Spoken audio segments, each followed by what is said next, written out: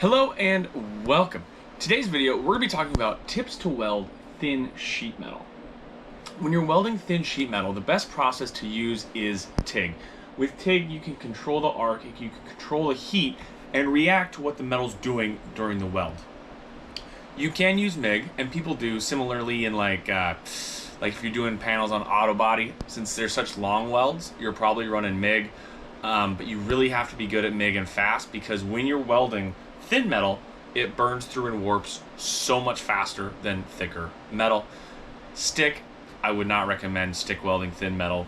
So today I'm here with YesWelder's TIG 205P Pro, and I do have the additional foot pedal plugged in just to give me a little bit more control over the heat. So let's go over some of the additional things that are needed to weld thin metal.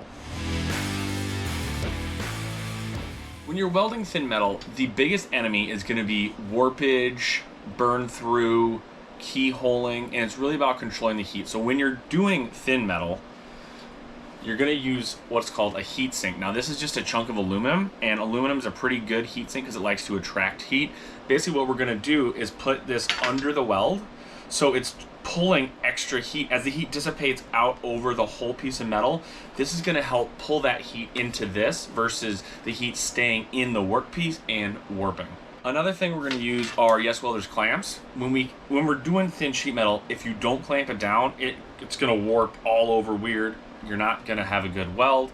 The piece is probably not going to fit whatever you're trying to put it into. So clamping it down and having it clamped while you're welding, but also for 10 to 15 minutes while it cools to ensure that it stays in the shape you want it, is key.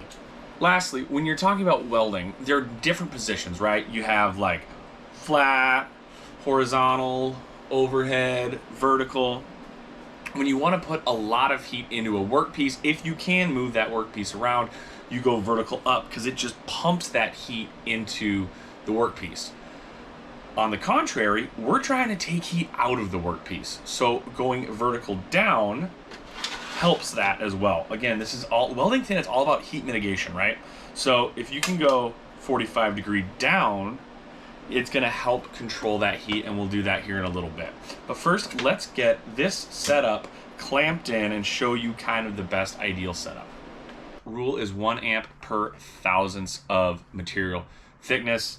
If you go too high, you're going to burn right through immediately, and if you go too slow, it's going to take too long to create that puddle, and the whole workpiece is going to heat up too much. There's a lot of kind of trickery and trial and error when you're learning to weld thin. It is an art, it is a specialty in welding.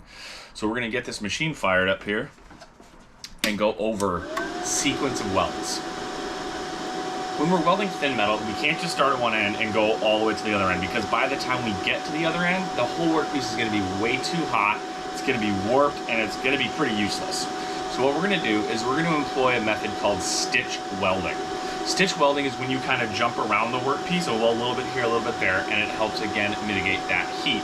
So to start off, we are going to tack. Tack welding is basically just getting one little spot of fusion, and we're going to do that on the ends first. So our first welds are going to be those ends, because when you get to an edge, it really heats up and likes to keyhole and blow through. So while this is at room temperature and I haven't welded all on it, I'm going to weld the ends first.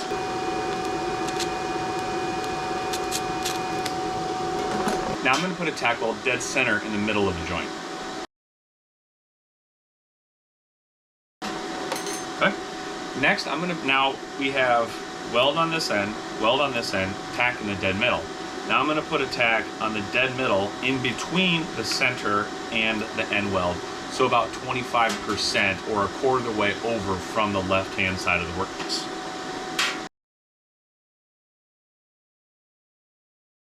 And now I'm going to do the same on the right-hand side, so about 75% over from that left-hand side of the workpiece, or halfway between the center and the right-hand side. Right? Now going from tack to tack, I'll be able to see where I'm at when I start, right? Because I'll put it over a tack, and then I'm just going to weld to the next tack. And I know how far I've welded, and I know that I'm not just keeping going on and introducing too much heat into the weld.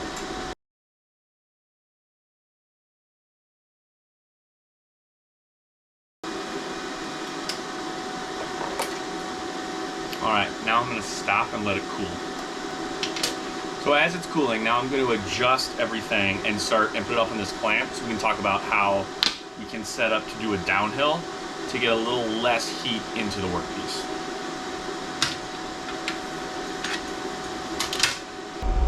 All right, so we can see here now, we have the center one, we got the ends done, and now we're gonna do this one right here, and we're in that vertical down position.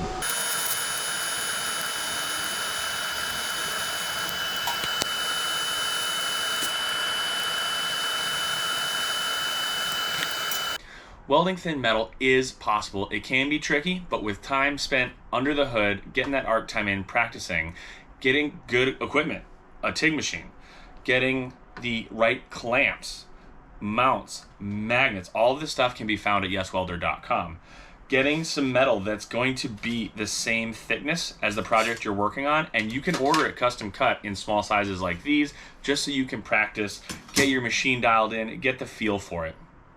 For more information on the products you see in this video and on welding, you can check out YesWelder.com. And until next time, enjoy welding with YesWelder.